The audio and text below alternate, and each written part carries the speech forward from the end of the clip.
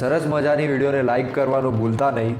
અમારા જલસા ન્યૂઝ ચેનલને સબસ્ક્રાઈબ જરૂર કરજો અને એકદમ સરસ લાગે તો જય માતાજી કમેન્ટ કરવાનું ભૂલતા નહીં.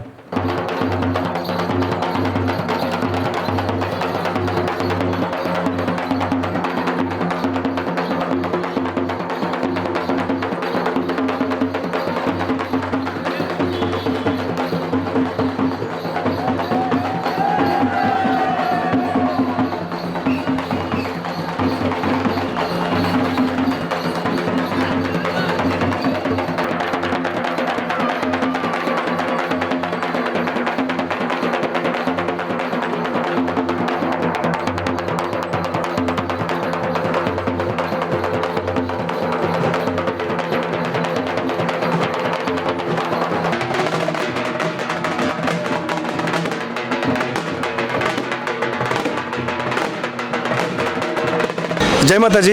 દેવ પૂજક વાઘરી સમાજમાંથી હું કૈલાશભાઈ ગોરાવા. આજ આપનું સ્વાગત છે મુંબઈ મહાનગરીમાં. આજ આપણા સામે અત્યારે મુંબઈ મહારાષ્ટ્ર વાઘરી સમાજના આપણા પ્રમુખ ઊભા છે. આવો આપણે જઈને એમના સાથે જય માતાજી બેજુભાઈ તલસાણા જે આપણા મુંબઈથી છે, આવો આપણે એમના સાથે રૂબરૂ વાત કરવી. અને આ આપણા મુંબઈ દેવ પૂજક સમાજના ટ્રસ્ટના આગેવાન છે. આવો સાહેબ, જય માતાજી. હા સાહેબ, જય માતાજી. અને મુંબઈ વાઘરી સમાજ તરફથી હું આપ સર્વેનું સ્વાગત કરું છું. અને આજે અહીંયા ઓબીસીની જે 27 સમાજની જે આ ઓબીસીની જે સંમેલન છે એમાં આપણી 28મી સમાજને પણ લેવામાં આવ્યું છે. અને એના પ્રમુખ કાર્યકર્તા તરીકે પણ આપણે સમાજનું જે માન સન્માન આપ્યું એ પોતે દર્શન પાટીલ સાહેબ જે આ એકને કલવાથી આવ્યા છે, તો એમના મોઢેથી 2 શબ્દ આપ સાંભળો. તો સાહેબ, આપ हमारे समाज के लिए 2 शब्द बोल दो. पाटिल साहब नमस्ते. आप हमारा समाज के लिए सर 2 शब्द. निश्चित मैं ये आश्वासन देता हूँ कि मैं अखिल आगरी समाज परिषद का अध्यक्ष दशरथ पाटिल हूँ और मैं निश्चित से आज आश्वासित करता हूँ कि जहाँ वाघरी समाज जो जहाँ वो अपना व्यापार जहाँ करेंगे वहाँ उनको हम सपोर्ट करेंगे, ये मैं उनको आश्वासन देता हूँ. निश्चित रूप से हम तो भाई मेरे पास तो गए 10-15 दिन से ये लोग आते हैं, उनको बोला मैं उनसे कॉरपोरेशन उनके रास्ते पे आपको जगह पे व्यापार करने का मुझे बता दो. मैं कमिश्नर के मिलके आपको निश्चित या वसई हो या पालघर हो, ठाणा हो या नवी मुंबई हो, वहाँ मैं सपोर्ट निश्चित करूँगा, ये मैं आश्वासन दिया है. सर, मुंबई में वाघरी समाज के हमारे कम से कम तो 2 लाख से 3 लाख लोग ड्रेस का व्यापार करते हैं. रोड में स्टेशन के पास कुछ ना कुछ बेचते हैं. ऐसे सर गरीब लोग हैं और उन लोग के एजुकेशन के लिए भी, उन लोग के पढ़ाई के लिए भी, उन लोग के नौकरी के लिए भी आज तक किसी सरकार ने कहीं पे इनको सपोर्ट किया नहीं है सर. ये आदिवासी समाज ही है सर. अगर आदिवासी समाज होगा और वो शेड्यूल ट्राइब या शेड्यूल कास्ट में होगा और महाराष्ट्र के उसमें ये होगा, उनके लिखित होगा, तो निश्चित रूप से मैं जो भी मेरी तरफ से जो मदद करने का मैं करने को मैं आज राजी है. धन्यवाद. जय माताजी. धन्यवाद. પાટીલ સાહેબનો આભાર. સાહેબ, અત્યારે સાહેબ આવ્યા હતા અને જેમને વાત કરી એ આપણા સમાજમાં અત્યારે આ મહારાષ્ટ્ર સમાજમાં એક કોણ છે એમનો પૂરો પરિચય તમે આપો. હમણાં જે સાહેબ આવ્યા હતા એમનું નામ દર્શન પાટીલ સાહેબ છે અને કલવાના આગરી સમાજના અધ્યક્ષ છે. અને આપણી મુંબઈ મહારાષ્ટ્રની વાઘરી સમાજને એ વાઘરી સમાજને પૂરેપૂરું સમર્થન આપ્યું એમને. અને આપણી સમાજને મહારાષ્ટ્રના અંદર 27 જાતિ જે છે ઓબીસીની એમાં 28મો નંબર આપણને આપ્યો. અને આવવાવાળા જે દિવસ છે એ આવા દિવસમાં પણ આગળ આપણી સમાજને પૂરેપૂરું સમર્થન આપશે, સાથ સહકાર આપશે. અને આ ઓબીસીમાં અને ઓબીસીના અંદર 3% જે આરક્ષણ જે આપણને દેવામાં આવ્યું છે એના અંદર પણ જો આરક્ષણમાં વધારો થાય છે તો એમાં પણ આપણને સાથ સહકાર્ય કરશે. તો સમાજને મારી 2 હાથ જોડીને નમ્ર વિનંતી છે કે આપ સર્વે પણ જેટલો પણ એટલો સાથ સહકાર્ય કરો. એટલે આ સુધી પૂરા મહારાષ્ટ્ર મુંબઈ સમાજમાં જેટલા બી આપણા વાઘરી સમાજ છે એમને બસ 27 નંબર સુધી જ બધાને અત્યારે આરક્ષણ હતું. પણ આ પહેલી વાર આ ઇતિહાસમાં પહેલી વાર થાય છે કે વાઘરી સમાજમાં 28મો નંબર દીધો છે અને આપણને બી આમાં અત્યારે ઓબીસીમાં લઈ લેવામાં આવ્યો છે. બરાબર છે સાહેબ? 100%. તો હમણાં પણ મેં જ્યારે કીધું કે મહારાષ્ટ્રની ઓબીસીની 27 જાતિમાંથી આપણો નંબર 28માં આપ્યો છે. અને આજે આ જે કંઈ બી જે સંમેલન થઈ રહ્યું છે એ સંમેલનમાં આપણને એક ભાઈ તરીકે લોકો અમને ભેગા રાખ્યા છે. તો આપણે સમાજ તરફથી જેટલો બને એટલો સાથ સહકાર્ય કરવાનો છે.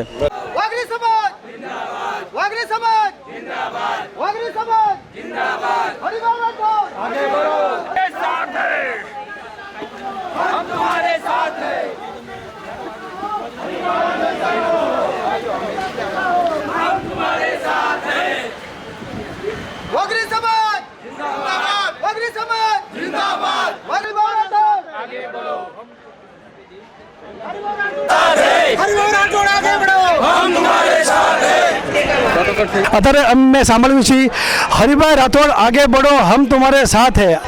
સાહેબ ખરેખર ખૂબ ખૂબ ધન્યવાદ અને આભાર આપનો સોશિયલ મીડિયાનો, અને મુંબઈ મહારાષ્ટ્રની દેવી પૂજક વાઘરી સમાજનો હું પણ ખૂબ ખૂબ આભાર ધન્યવાદ માનું છું. અને મહારાષ્ટ્રની જે 27 ઓબીસી જે સમાજ છે એ 27 ઓબીસી સમાજમાં મુંબઈ મહારાષ્ટ્રમાં 28મો નંબર આપણે વાઘરી સમાજને આપ્યો છે, એટલે હું ખરેખર એમનો ધન્યવાદ માનું છું. અને મહારાષ્ટ્રના અંદર જે સરકારી સંવૈધાનિક જે કંઈ બી અધિકાર જે દેવામાં આવ્યા છે વાઘરી સમાજને, એ તમામે તમામ દેવાની બાંયધરી આપી છે ઓબીસીના હરિભાઈ રાઠોડ અને પ્રકાશ શેણકે સાહેબ તથા અહીંયા કણે આવેલા જોગેન્દ્ર કવાડે સાહેબ અને ઓબીસીના તમામ નેતા લોકોએ આપણને જે પણ આશ્વાસન આપ્યું છે અને એક એમને આપણને સહકારી આપ્યો છે, તે બધા આપણે એમનો ખૂબ ખૂબ ધન્યવાદ માનવી છીએ. અને આજનું આ જે આંદોલન છે આ વાઘરી સમાજનું, એ આંદોલન વાઘરી સમાજના સર્વે ભાઈઓ મળીને જે સક્સેસ કરવા આવી રહ્યા છે, તે બદલ હું સમસ્ત નાતનો અને સમસ્ત વાઘરી સમાજનો ખૂબ ખૂબ આભાર માનું છું. ધન્યવાદ, આભાર. આપણને બે શબ્દ અત્યારે શંકરભાઈ ચકલિયા બોલશે. આપણા જે અત્યારે હરિભાઈ રાઠોડના નેતૃત્વમાં જે અમને આપેલું છે, જે 28મો નંબર વાઘરી સમાજને જે ટોટલ આપણા જે હક્કો છે, શિક્ષણ, છોકરાઓને ભણવાનું અને જાતિના દાખલા, એ લોકોએ અમને મૌખિક તો કર્યું છે પણ હવે લેખિત પણ આપવાનું કીધેલું છે.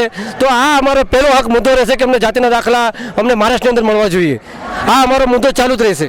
અને જેટલા બી આપણા દેવ પૂજક સમાજના એક મિનિટ દેવ પૂજક સમાજના જેટલા બી અત્યારે કામ કરે છે, પેલું છે શિક્ષણ, જે અમને શિક્ષણ અનામત મહારાષ્ટ્રની અંદર મળવું જોઈએ. જે અમારા છોકરાઓ 15મી ભણેલા છે પણ કોઈ નોકરી નથી, રોજગાર નથી, એ રોજગાર અમને મળવો જોઈએ. અને અમારો હક જે છે એ અમને મળવો જોઈએ. અને જે લોકો આજકાલ રસ્તામાં જે ધંધો કરે છે, જે લોકો રસ્તામાં જે ધંધો કરી રહ્યા છે, મ્યુનિસિપાલિટી વાળો જે એ લોકોને ત્રાસ આપી રહ્યા છે, એની માટે અમને લાયસન્સ આપવા અને એમને શેડ બાંધવી આપવા, એ લોકોને માર્કેટો કરી આપી, એ પણ એ લોકોએ અમને જાહેર કરી દીધું છે. આ તમામ માંગો આપણા માટે અત્યારે દેવ પૂજક સમાજના ઓરથી મહારાષ્ટ્ર મુંબઈ મહારાષ્ટ્ર વાઘરી સમાજ કરી રહ્યા છે. અને બસ આ લોકો આગળ बढ़े એ જ અમારી મનોકામના. બોલો અંબે માત કી જય. વાઘરી સમાજ, વાઘરી સમાજ, વાઘરી સમાજ, વાઘરી સમાજ, વાઘરી સમાજ, વાઘરી સમાજ, વાઘરી સમાજ, વાઘરી સમાજ. एक ओबीसीचे नेतृत्व करणारे आदरणीय त्यांचं जंगी स्वागत या ठिकाणी. हरिभाई राठोड आगे बढ़ो, हरिभाई राठोड आगे बढ़ो.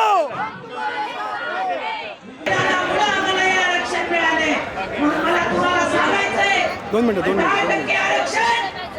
હરિભાઈ પટેલ સાથે અત્યારે આવ્યા છે.